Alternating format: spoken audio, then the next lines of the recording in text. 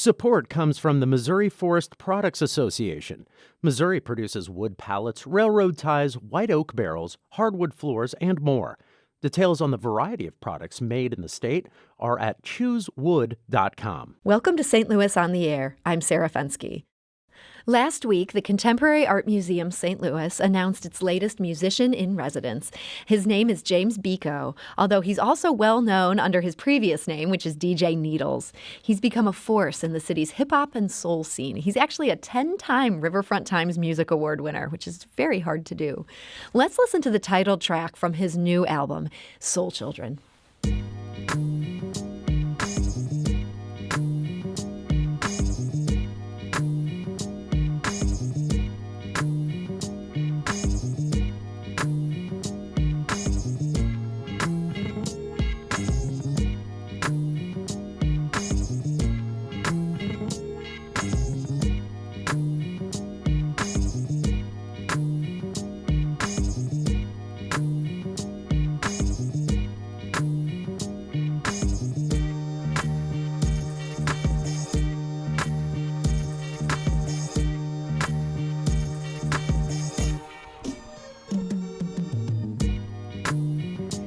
And that is Soul Children from the album of the same name by DJ James Biko. And joining us today to talk about his work and that exciting new residency is James Biko. So James, welcome to the show. Thank you. Thank you. So what does it mean to be in residency at a museum? I mean, do you get an office there? Not that I know of. I just get repeated dates. You know what I mean? So, and I'm looking forward to that. So how frequently will you perform during this month of residence? As far as I know, it's about 3 dates, 3 to 4 dates, I believe. And when do things kick off for that? This Friday, actually. Okay, so February later this 7th. week. Is Yep. that for First Friday, that Yes. event? Okay. Yes. And what will you be doing there?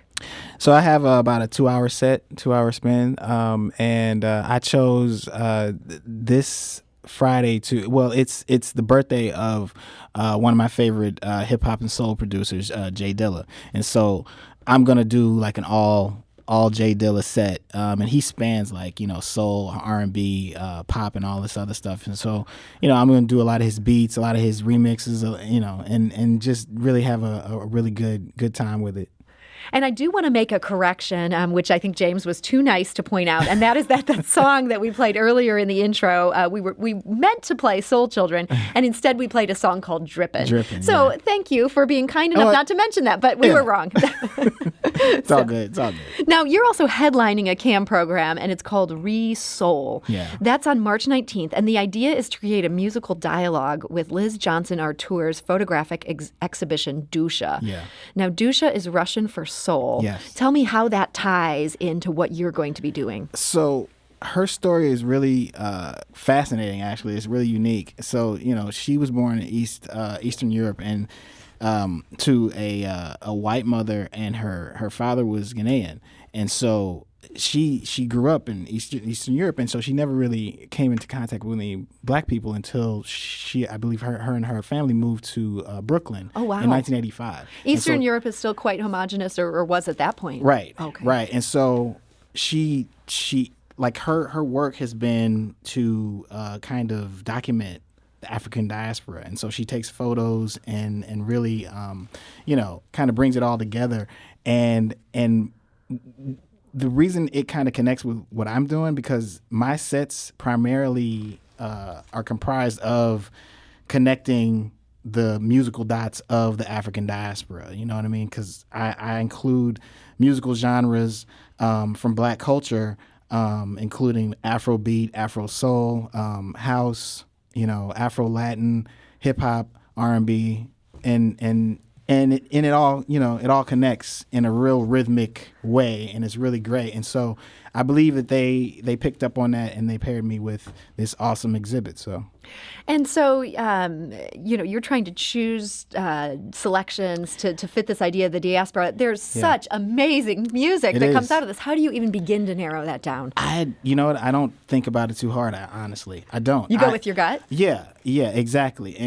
But you have to have put in the work prior, as far as, digging, finding the music. And once your crates or in this setting, virtual crates are, assembled.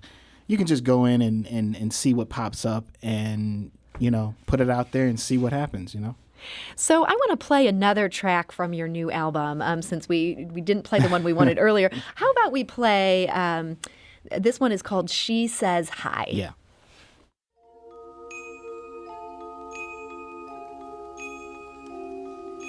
I wake up in the morning with my hair down in my eyes and she says hi.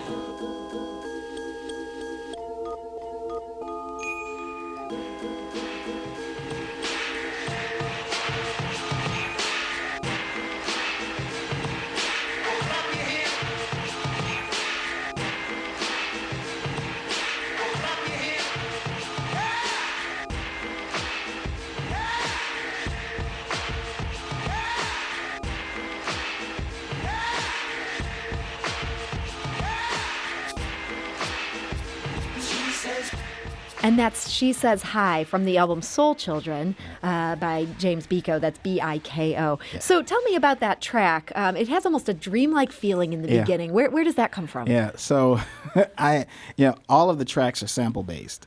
They come from my record collection, and this was one of those.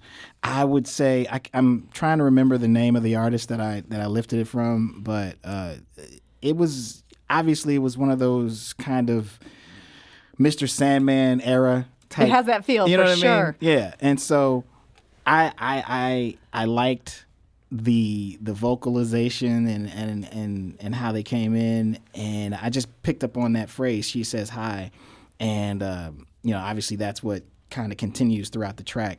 And yeah, it is. It's like a dreamy type of pillowy, cloudy type of thing, and then the drums come in and they're really hard, and it's a nice contrast, I believe. It gets really rowdy. Yeah, exactly. You want to go out in the dance floor, right? To this really nice, sweet, musical overlay, and so yeah, I like those things that create this weird dichotomy, So you're finding these sources. You're deciding how to mash them up and bring them together. Yes, exactly. So let's talk a bit about your musical journey. It began, I was told, in 1994 when you were a teen with a boombox and some cassettes. Yeah. So how do you get from there, and I understand there was East St. Louis, to having a residency at a museum? It's just, it's part of that, like you said, it's part of the journey, and keeping in motion. Back then, I just knew that I loved music, just like any other, person, most people anyway. And but I really loved the reaction I would get when I would play, because I would make tapes off the radio. That's where a large part of my musical library came from, was lifting songs off the radio. I didn't really buy any albums or anything. So I was making these tapes. And when I would ride out around with my mom and my family and everything, I would put in my tapes. My sister would catch reaction, and my brothers would love it. And that would just kind of give me a good feeling that, these are personal selections, you know what I mean, that I liked. And it's getting this reaction. Same thing happened when I did the first party. I don't say DJ because it wasn't really with any turntables or anything, but I did the first party with tapes and CDs, and that reaction was just like in space. It was like 100 times that. You know what I'm saying? And so that just followed me. That never left. You keep chasing after that. It's really like a drug. And so, that's just my aim every time, is to get that reaction from virtual strangers. When they come to my events and parties and everything, just to connect. It's all about really connection, and so that's what I aspire to do. And did you ever study music more formally? No, not really. But my father, he's a radio pioneer in the city. What's his name for our listeners who might know that? Jim Gates. Okay. Jim Gates. He's done radio since really '68. And he's credited with playing being the first person to play a rap record on the air. anywhere. Wow. You know what I mean? Yeah. So you were exposed to some good stuff at a young age. Who knew? I didn't, but yeah, records was all over the house. So, I mean, I guess you could say that, that was my course of study, like records were all over the house. I remember when I was a kid playing the records, and so I was never a stranger to vinyl or anything like that. It just came around late teens, early 20s that I would actually be the person to step behind the turntables and do parties. So we probably just have time for one more question here, but I am curious. You started out by, making these tapes off of what you heard on the radio. Yeah. Now that the traditional music radio industry has pretty much collapsed, where are you getting new sounds and new influences? I have to follow the technology. You know what I mean? I have to, and that's what I've done. I still listen to the radio from time to time. It's not the end-all, be-all anymore because there's just so many different outlets to get music. And so one of my main outlets is actually YouTube. It kind of has this system to where it can predict or kind of remember what you're into, and so it gives you recommendations, and so I find out about new things from there. I watch. There's a television station. There's called Revolt. MTV isn't really MTV anymore.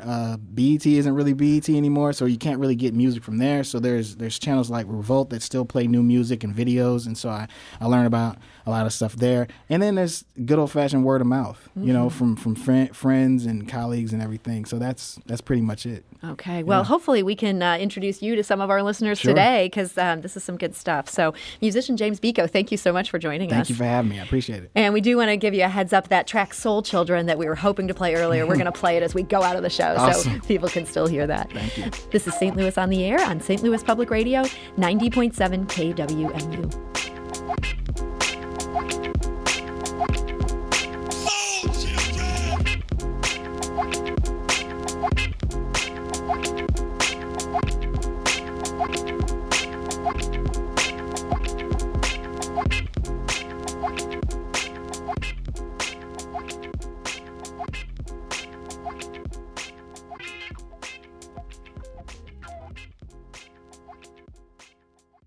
Support comes from the Missouri Forest Products Association, committed to conservation and careful management of the state's forests to make them more resilient and better habitats for wildlife.